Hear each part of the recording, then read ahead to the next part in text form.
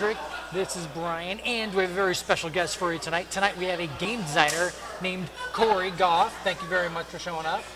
We're at the Cloak and Blaster, where we're drinking a few drinks, and I played Lord Ether in Overlords of Infamy. Overlords of Infamy.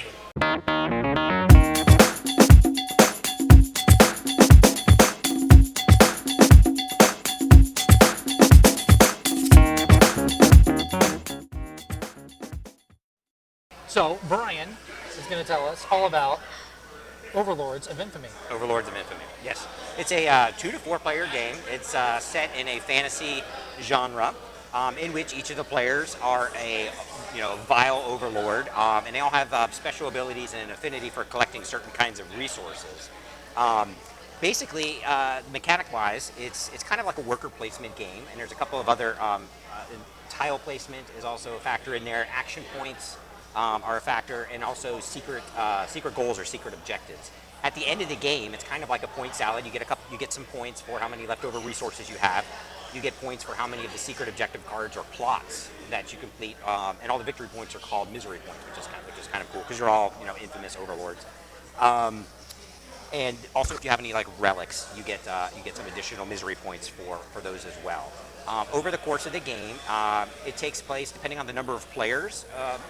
Probably anywhere from like 6 to 12 rounds, or what they call world event cards that are unfolded. And once the last one of those is turned face up, then every player gets one more turn to kind of finish everything out and get as many points as they can.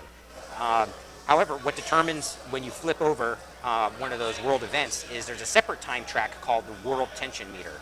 And every time your villain sends out his lackeys to either harvest a resource or to the village to get more lackeys, that increases this tension meter. And every time it reaches 10 is when it triggers one of these world event cards to be flipped over. And of course that launches a new game-changing event, which I found a lot of them are positive and kind of help all the players, as compared to a lot of times in a lot of the co-op games, they're usually some abhorrent environmental catastrophe for everybody, and they all kind of suck. But in this one, it's actually fun to actually turn them over. I actually look forward to doing that. Let's see. Oh, so getting back to the worker placement aspect, each player starts off with, I believe it was 3 lackeys. The most you can have is 6 at any time, and the least you can ever have is 1. You can spend and you have 3 action points. So you can send out your lackeys to either harvest resources, to place new tiles, to basically explore and place new tiles on the board, which give you access to over 7 different resources in the game. And then, let's see, the other stuff you can do is you could kind of build your tiles out into different areas of the board. And in the center of the board is basically the Kingdom of Goodness, where the White Knight lives. And essentially, although he's good, he's kind of like the bad guy in the game. And as you are increasing that world tension meter, anytime you go along and you pass the 3, the 6, or the 9, whoever the active player is gets to roll the dice and gets to start moving that knight around, who can come and cut down any of the other players' lackeys that you want to kill, steal resources, and does all kinds of nasty stuff. With that, Patrick, what would you say is your favorite thing about Overlords? It's got to be the theme. It almost kind of reminds me of Adventure Time. It's this light, funny. There's lots of little cards in here. There's even one about drinking that if you're drinking during the game, it's this light, funny, entertaining little game. And it's going to be theme. I know I say that a lot, guys, but it's going to be theme on this one for sure. Cory, if there's one thing that you had to pick, what would you pick? I think what I liked the most about the game was I felt it was easy to teach. If I wanted to show someone at home, hey, this is how you play the game, I feel like I could do it with ease. Brian, if there's one thing that you had to pick. I would also say it kind of goes along with the theme, but in that you get to actually play the roles of the supervillains in the game, as opposed to always playing like a goody two-shoe type character. So you get to be doing the evil stuff on the board, and that's okay. And even when you get to activate the good White Knight and move him around the board, you're still kind of using him for your nefarious purposes, and killing off your friends or your foes. So with that, Patrick, what would you say is the thing that you liked least about Overlords? While I enjoy the theme, and I think that it's very light and it's fun and it's entertaining, I don't think this is a lightweight game. So you're not going to bust this out at a party where there's a bunch of people drinking and getting loud and having a good time. I think there's a lot of rules. It's not quite fiddly. It's not fiddly. It's a middleweight game, but I like to have the theme and that lightweight thing go together as opposed to being a light theme and a middleweight game. And Corey, if you had to pick something, what would you say?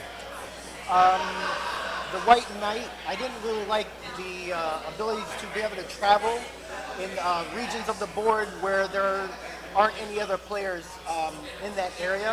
I think that should be cut off. But other than that, So you wish you was just like a little more aggressive. pretty much, because that's the type of player I am. I want some aggression in the game. I want to make sure when I move that guy, something's going to happen. Somebody's going down, Kick you in the ding ding. Brian. so to speak. Yeah.